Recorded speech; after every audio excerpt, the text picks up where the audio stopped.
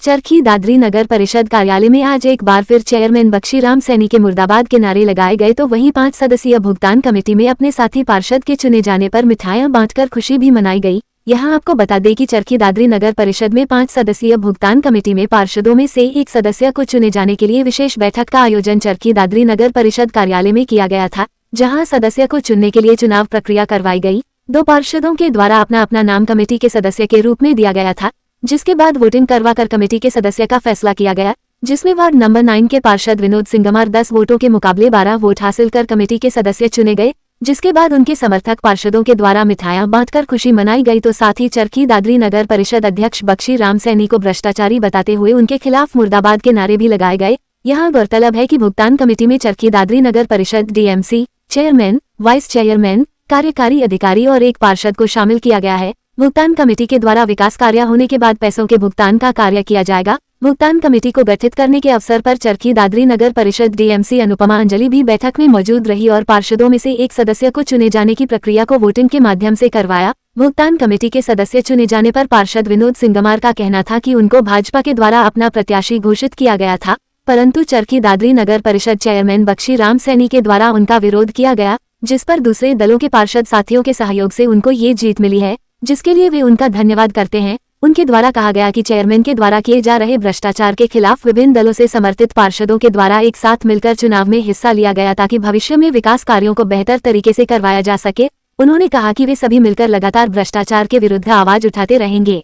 आज ये जो चुनाव जीता है, मैंने अपने 12 भाइयों की बदौलत जीता है। मेरी 4 माताएं हैं और हम 12 भाई हैं, जिनकी बदौलत आज मैं जीता हूँ।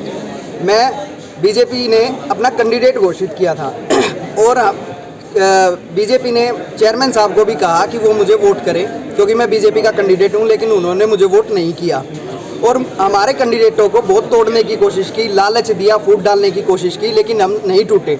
हम एक हैं। मैं 12 भाइयों की वजह से जीता हूँ और हम आगे भी एक साथ रहेंगे। आज की जीत मेरी नहीं, ये 12 भाइयों की जीत है। इसमें मैं बीजेपी का कैंडिडेट था, लेकिन सभी अन्य दलों के भाइयों ने मेरा समर्थन किया, मेरा सहयोग किया। ये भाईचारा है हम 12 भाइयों का। हम सभी अन्य दलों से जुड़े हुए हैं, भिन्न भिन्न दलों से। तो मैं ये नहीं कहूँगा कि ये मेरी जीत है, ये हम सब 12 भाइयों की जीत है। दूसरे दलों को एक साथ लाने के लिए आपको क्या कुछ करना पड़ा है? देखिए, आप अपना काम ईमानदारी से कीजिए और सबके साथ मिल के रहिए, सभी आपके साथ रहेंगे।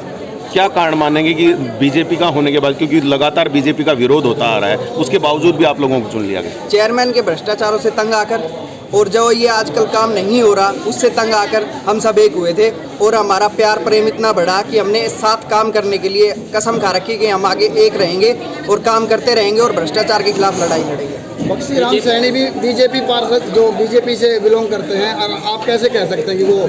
देखिए, हम 12 भाई एक साथ हैं। अगर 12 से ऊपर वोट आती तो मैं मान लेता, लेकिन जब अध्यक्ष जी ने उनसे बात की थी तो उन्होंने कोई जवाब नहीं दिया था, साफ मना कर दिया था।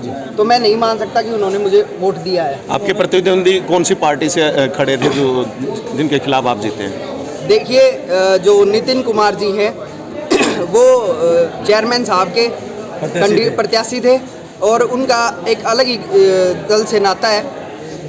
इनडायरेक्ट तौर से तो वो भी भाजपा समर्थित ही तो है? नहीं है, वो भाजपा समर्थित नहीं है जी, जेजेपी समर्थित है। चेयरमैन मुर्दाबाद के नारे लगे हैं और आप भी चेयरमैन हैं वो बीजेपी से और आप भी बीजेपी के ही हैं, तो ऐसे बीजेपी में 2 कैंडिडेट और आपस में कैसे मुर्दाबाद? अगर वो बीजेपी के होते, अपने आप को मानते, तो आज वो मुझे वोट देते। मेरे 12 नहीं, मेरे 13 वोट होते और मुझे गले लगाकर मेरा धन्यवाद, मुझे बधाई देते, लेकिन उन्होंने ऐसा कुछ नहीं किया। चरखी दादरी के वार्ड नंबर 8 से पार्षद नवीन कुमार के द्वारा कहा गया कि चेयरमैन के द्वारा किए जा रहे भ्रष्टाचारों को रोकने का कार्य इस जीत से शुरू हो रहा है। उनके द्वारा चेयरमैन बख्शीराम सैनी को खुले मंच पर आकर उनके सवालों का जवाब देने का चैलेंज भी दिया गया। जीत हमारी नहीं हुई है, चरखी दादरी की जीत हुई है। जो ये चेयरमैन भ्रष्टाचार के मामले में चरखी दादरी को नंबर 1 पूरे हरियाणा में बनाने में तुला हुआ है, उसके ताबूत में कील का काम ये 12 पार्षदों की एकता करेगी। और ये पार्षद हमें फूट डालने के लिए, चरित्र पर उंगली उठाने के लिए एन प्रकरण बहुत तरह के आरोप हम पे लगाए, लेकिन मैं चेयरमैन को खुले तौर पर कहना चाहता हूं, अगर हिम्मत है तो किसी भी चौक चौराहे पर खुली प्रेस कॉन्फ्रेंस करे और हमारे सामने सवालों के जवाब देने के लिए तैयार रहे। वहीं चरखी दादरी नगर परिषद चेयरमैन बख्शीराम सैनी का कहना था कि उनकी कोशिश थी कि कमेटी के सदस्य को निर्विरोध रूप से चुना जाए, परंतु 2 पार्षदों के द्वारा अपना नाम कमेटी के सदस्य के रूप में देने पर चुनावी प्रक्रिया को अपनाते हुए वोटिंग करवाई गई और उसमें वार्ड नंबर 9 के पार्षद विनोद सिंह गमार 12 वोट हासिल कर कमेटी के सदस्य बने।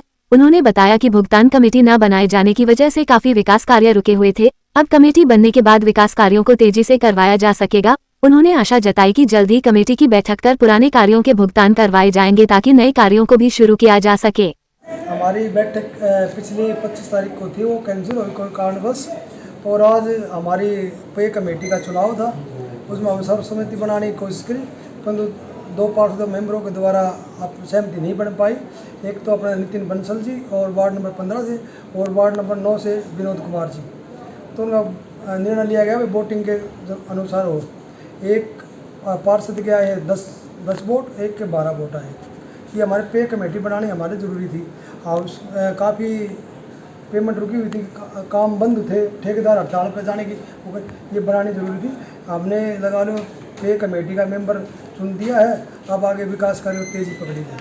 क्या कुछ कार्य रहेंगे और कब तक ये जो कार्य शुरू कार्य अभी हम फाइनेंस कमेटी बुला के, अप्रूवल कमेटी बुला के, और पे कमेटी जो भी जिसकी बकाया उनका कर देंगे।